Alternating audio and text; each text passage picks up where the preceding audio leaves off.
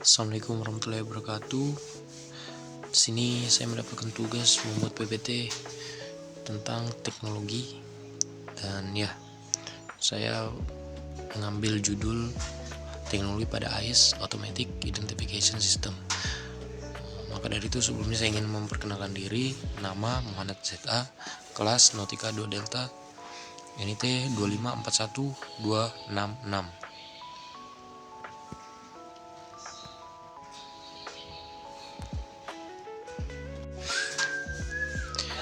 AIS adalah sistem otomatis berbasis teknologi radio AF yang digunakan untuk identifikasi, pelacakan, dan pemantauan kapal secara real-time di perairan seluruh dunia. Tujuan utama AIS adalah meningkatkan keselamatan pelayaran, mencegah tabrakan antar kapal, serta mendukung efisiensi lalu lintas maritim di pelabuhan dan jalur pelayaran internasional.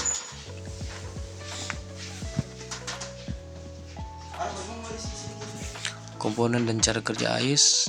Komponen utama, transponder air sebagai perangkat pemancar dan penerima sinyal, antena AF untuk transmisi data radio, GPS sebagai sumber data posisi akurat, serta komputer pengelola data untuk memproses dan mengelola informasi kapal secara real time.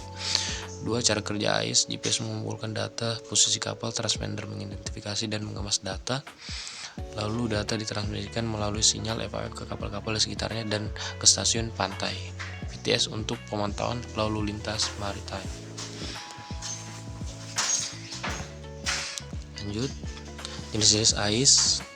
Jenis kelas A, perangkat berfitur lengkap untuk kapal besar kurang dari 300 GT, mentransmisikan data secara penuh setiap 2-10 detik saat bergerak, memiliki prioritas sinyal tinggi, dilengkapi display terintegrasi, wajib dipasang sesuai regulasi SOLAS untuk kapal komersial internasional.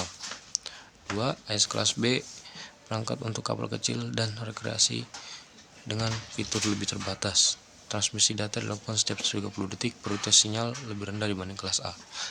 Tidak wajib oleh SOLAS, namun direkomendasikan untuk meningkatkan keselamatan kapal kecil di perairan ramai.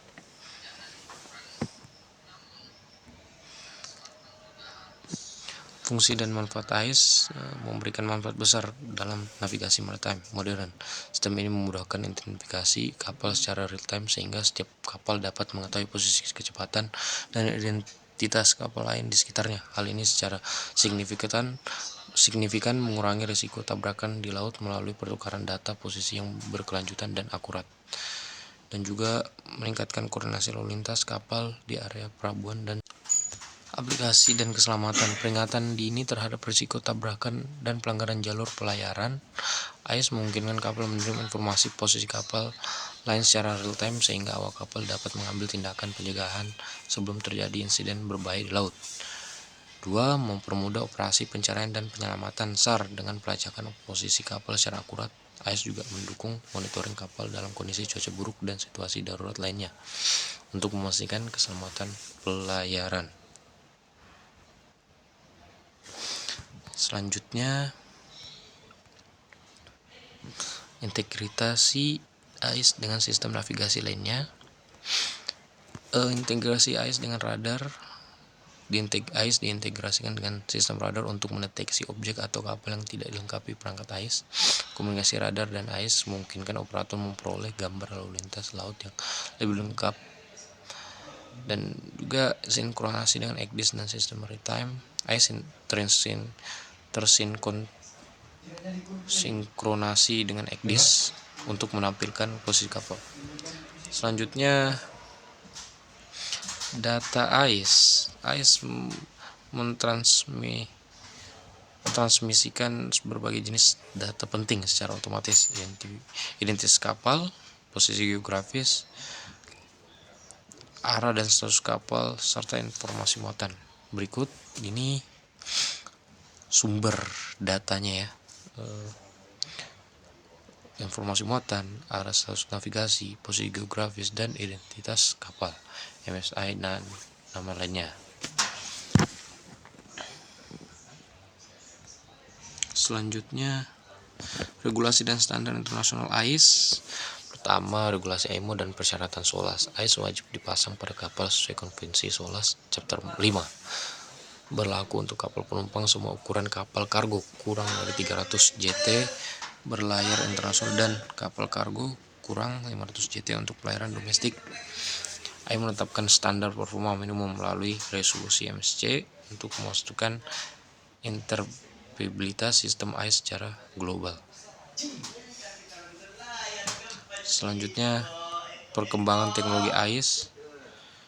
AIS berbasis satelit. Teknologi terbaru memungkinkan jangkauan AIS secara global melampaui keterbatasan sinyal VHF konvensional.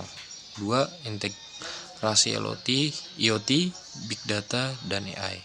AIS kini diintegrasi dengan teknologi IoT dan Big Data untuk analisis lalu lintas secara real time.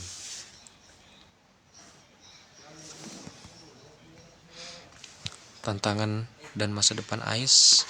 Tantangannya cukup banyak, seperti interferensi sinyal akibat kepadatan lalu lintas kapal di areal pelabuhan, selat sempit, dan mengurangi akurasi data AIS.